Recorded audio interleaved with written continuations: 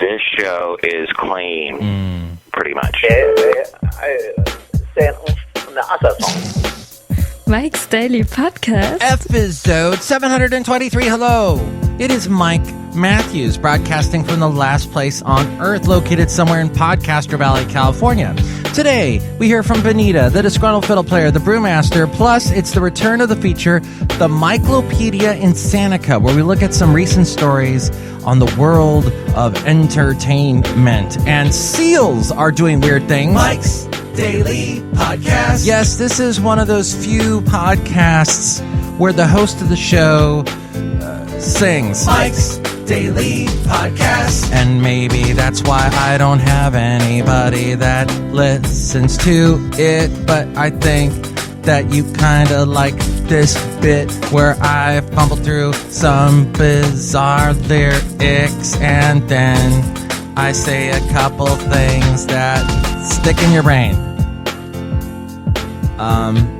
Today, not the case. Mike's Daily Podcast. Last show, Shelley Shuhart, that doesn't sound right, and I realized something. Mike's That we Daily have a Podcast. failure to communicate. Yeah! Yeah, for some reason we have a lot of miscommunication between the two of us.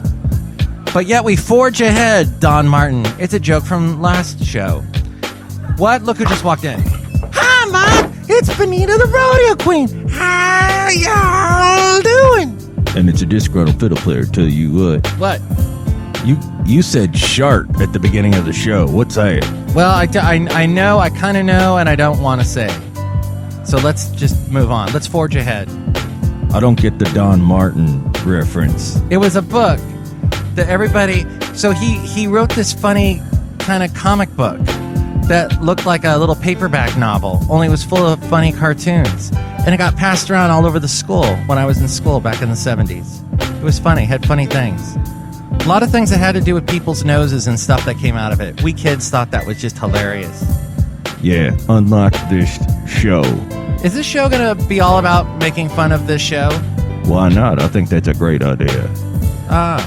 Look who else just walked in. Hello there, Mike. This is the Brewmaster. I make the root beer. Brewmaster, what's the root beer you made today? I made a delicious, sarcastic, and condescending root beer. Well, let me try some of that. Oh, that's really good. Nice job, Brewmaster. Thanks. It's having the desired effect. Oh boy. Why do you want that as a desired effect? Because I want to take over the world. Do you really? The world is pretty up these days.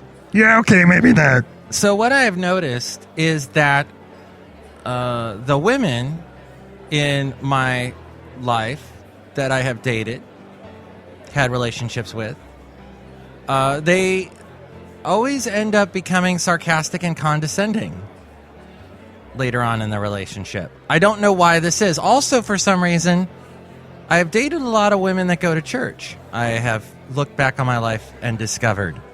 Not in the early days. In the early days, I dated a lot of atheists for some reason. Mark, you shouldn't date atheists because they believe in the devil. No, they don't. They don't believe in anything. That's what makes them atheists. Non-theist. They don't believe in a theology, in a God. Mark, how can you not believe in God? Well, some people feel that that's not what they wanted. You know, who are you to say? You should have compassion and just let people believe what they want to believe.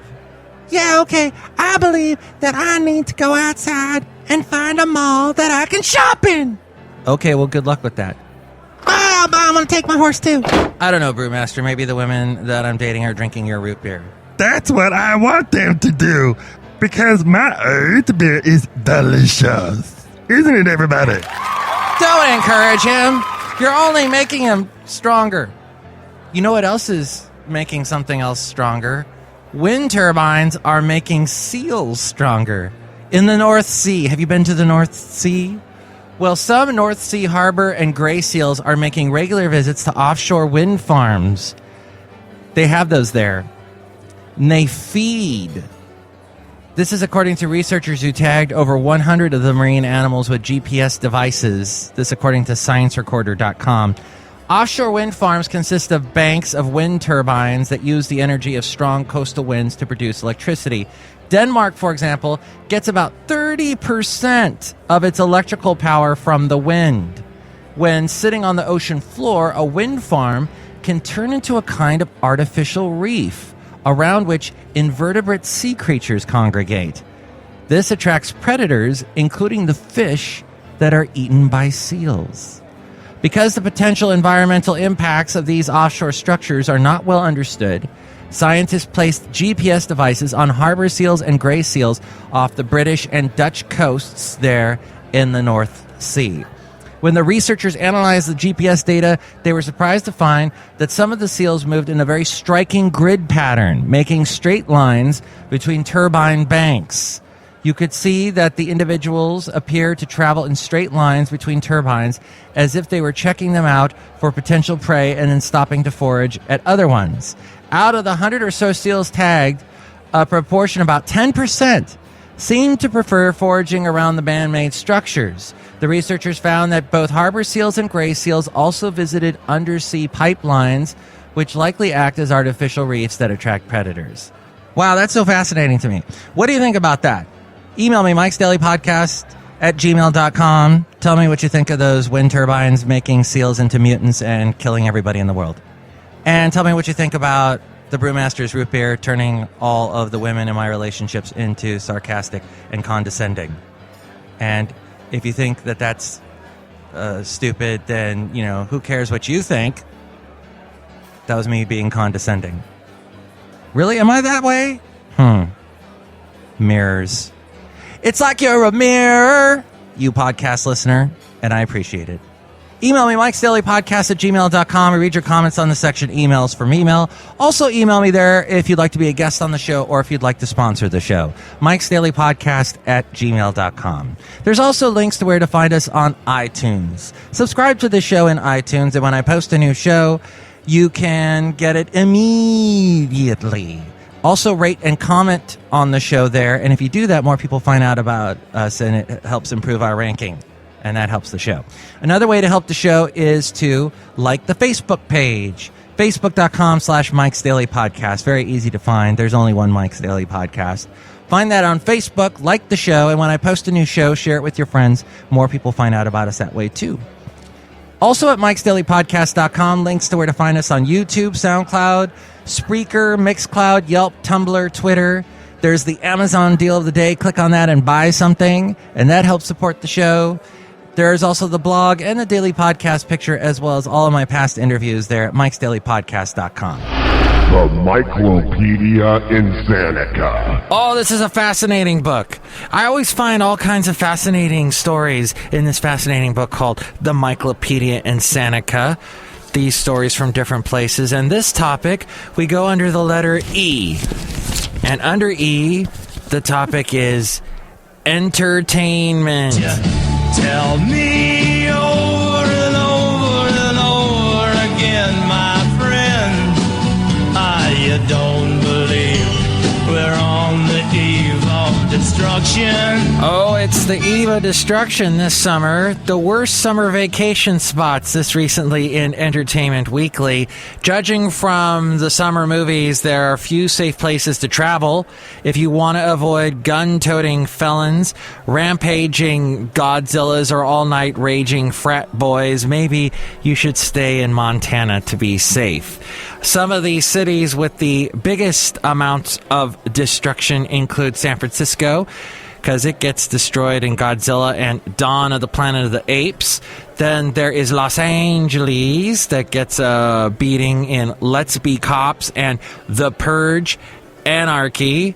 And then there's Southern Nevada that gets destruction in The Signal and Earth to Echo. Oh, and don't forget Washington, D.C., it has one movie with destruction, but it's got a bunch of destruction in it, and that would be X-Men Days of Future Past, and that takes place in the city of Washington, D.C. But the city with the most destruction, with the most amount of movies, with the most amount of destruction, including The Amazing Spider-Man 2, which rivals the X-Men Days of Future Past destruction in that it has... Let's see. Well, X-Men has robots, explosions, falling buildings, and mutant beings, and gunplay, which pretty much Spider-Man has all of that, including outlaws. The movie, or the city with the most destruction, of course, would be New York City. And the movies that destroy it or have destruction in New York City include The Amazing Spider-Man 2, Deliver Us from Evil, Obvious Child, and Teenage Mutant Ninja Turtles.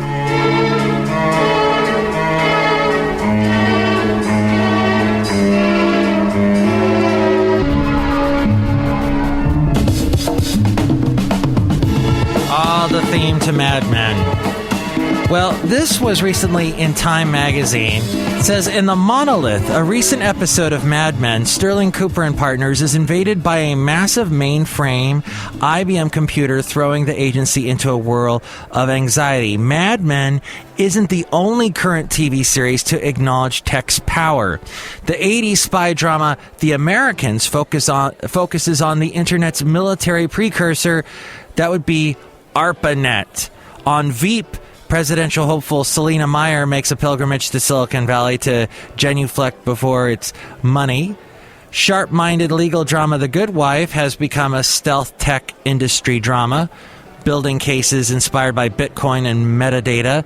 The tech biz is also the main subject of two new cable series parallel processing how computers have rewired us, including the AMC drama Halt and Catch Fire, set in 1983, the early PC era, when the monolith was moving out of its glass-walled office and into your living room. Joe McMillan, played by actor Lee Pace, is a mysterious salesman. He arrives at the sleepy Texas firm of Cardiff Electric with a plan to kick the company to the next level, whether it wants to be kicked or not. His aim is to reverse engineer an IBM PC knockoff, highly illegal, so he recruits Cardiff techie Gordon Clark, played by Scoot McNairy, whom he sees as the Wozniak to his jobs. Another TV show featured on HBO, the comedy Silicon Valley, focuses on Richard Hendricks. Thomas Middleditch plays that character, a sweet programmer who develops a powerful compression algorithm that shrinks data files. Rather than sell out to a software giant, he launches a startup with a group of misfit friends, embarking on raunchy tours of the boom and bust world of smart people chasing dumb money. Silicon Valley comes from Mike Judge, who satirizes the MTV generation in his Beavis and Butthead show. He satirizes corporations and office space and consumerism in Idiocracy. There's a run of sight gags in the series Silicon Valley about ambitious tech, which includes holograms, driverless cars, and micro drones. And over, entrepreneurs repeat the mantra, "We're making the world a better place," even if that sentence ends with "through software-defined data centered for cloud computing." And the cloud in Silicon Valley often stands for this new elite's lofty self-opinion.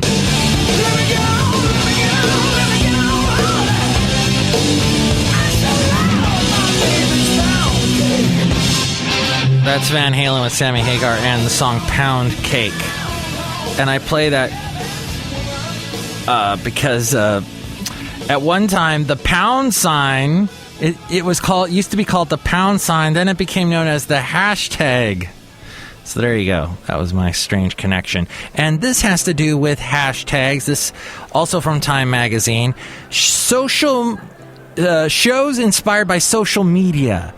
ABC's comedy Selfie, about a 20-something woman who'd rather be liked online than in life, may be the latest TV series spawned by social media, but it's certainly not the first. Here's a look at how others have fared.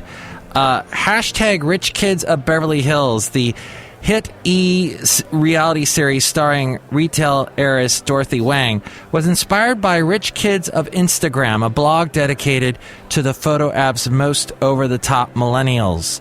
Then there was 20 Nothings, the creator of GIF blog hashtag Hollywood Assistants, sold this comedy to CBS in 2012. It has yet to materialize. That from the blog on Tumblr.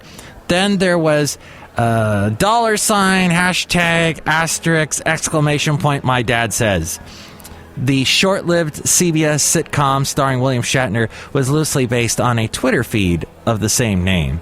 Then Shh, Don't Tell Steve, CBS again began developing the series inspired by a guy who secretly tweeted the drunken antics of his roommate using @Shh, Don't Tell Steve, but chose not to go forward with it.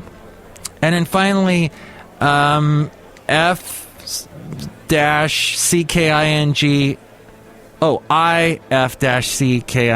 Love Science. The Science Channel is developing a show executive produced by Craig Ferguson from The Late Late Late Show based on the popular Facebook page.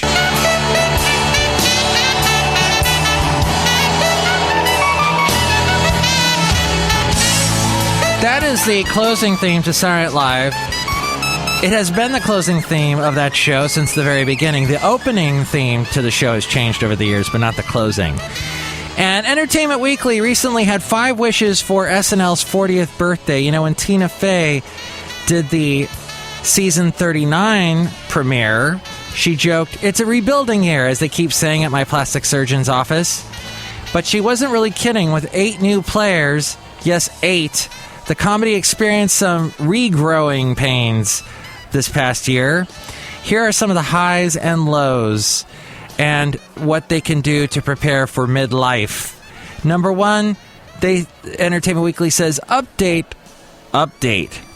SNL's fake news desk hasn't had 2 new hosts since Tina Fey and Jimmy Fallon sidled up in 2000. And that show's centerpiece segment is shakier than it's been in years. Months after its debut, all we know about Colin Jost is that he's got a fabulous head of hair. You know, they were trying to pass it off from Seth Meyers, who left for his own show, off to Cecily Strong. Entertainment Weekly's solution is give the guy fewer one-liners and up his interaction with Cecily Strong, his slightly more seasoned partner. Number 2, SNL should recognize their stars. Kristen Wiig, Bill Hader, Seth Meyers, Fred Armisen, Jason Sudeikis, Andy Samberg, they all signed off for bigger and mostly better things, leaving a vacuum at SNL's core. Good thing it didn't stay empty for long. Taram Killam and Kate McKinnon quickly became the show's new MVPs. While season 39 had plenty of breakout moments for Aidy Bryant and Jay Farrow, keep shining the spotlight on these guys, says Entertainment Weekly, and whittle the ensemble to a more manageable number, one that isn't overflowing with folks who fill the same function. Sorry, army of 20-something white dudes.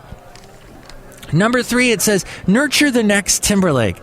Justin Timberlake is one of SNL's most valuable resources, but he can stop by Studio 8H only so often. As this year's crop of hosts proved, there's a new generation of talent waiting in the wings. Anna Kendrick transformed SNL into a delightfully dirty variety show. Drake raised its cool factor a zillion %, even while he was wearing khaki shorts. Kerry Washington forced the show to confront its own issues with stingingly funny results. Bring them back, says Entertainment Weekly, as soon as their schedules allow, even if they don't have projects to promote. Number 4, ditch the crutches. Oh, I love this one. Guess how many faux talk shows appeared during SNL's March 8th episode? 3. Clearly, there's a reason the show defaults to these parodies. They're reliable, replicable, which makes a huge difference when you're starting from scratch each week. That said, it's increasingly weird to keep spoofing game shows and public access TV when those genres carry none of the cultural weight they once did. Move away from stale formats and embrace fresher templates, like this season's music videos featuring the ladies of SNL. In short, less celebrity ding-dong and more dongs all over the world. And oh, please ditch that Cecily Strong, 80 Bryant, teenage girl talk show that they do. It's old. They've done that a million times. It's terrible. And I'm so sick of Cecily Strong's voice that she does on the show all the time when she does that segment. And finally, number 5, get dangerous. Did Leslie Jones' race-centric May 3rd weekend update go a bit too far? Was that with the beef bowl bitch comment, something to that effect? Entertainment Weekly says it maybe went too far, but it went somewhere, unlike much of the show's tepid political humor. You're telling me Fox News hosts are conservative? What a surprise. If SNL wants to stay relevant, it has to try to keep challenging its audience.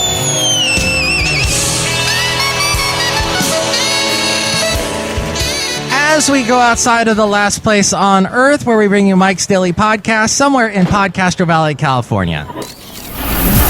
And here's today's podcast picture. The picture is of Alex Hager, who was in the band that we had on the last show, Bed. In fact, he was singing the last song we heard, Boys, on the last show, featuring the band Bed. He does the band Bed with his wife, Sierra Frost Hager. And you can see that picture of Alex and I. It's a funny one. It was taken at the Great American Music Hall a couple weeks back. See that at mikesdailypodcast.com. Mike, why would they want to see that picture? I don't know. I'm just telling them. I'm relaying information. Oh, exciting. Hey, I found a mall, and I was able to take my horse in it, and then my horse decided to relieve himself. You mean Nilly? Nilly, yeah. And then I discovered that the mall cops are actually pretty strong. Pushed me out of the mall, and now I can't go back inside. And I was having a good time at Williams-Sonoma. It was really interesting. Okay. Did you have a free sample? I sure did. Was it anything good? No. It was like one of those little pieces of bread, and you got to try some olive oil. That was it, right? Yeah, they don't have great samples like they used to have. No, that's true, Benita. I agree with you. Disgruntled fiddle player, do you concur? Do I what? How dare you? Oh, well, tomorrow we will bring you the return of the segment Into an Interview, where I will be speaking with a band called Ishi. Pick whichever pronunciation you like better. We'll also hear from Madame Rutabaga Valentino and Bison Bentley.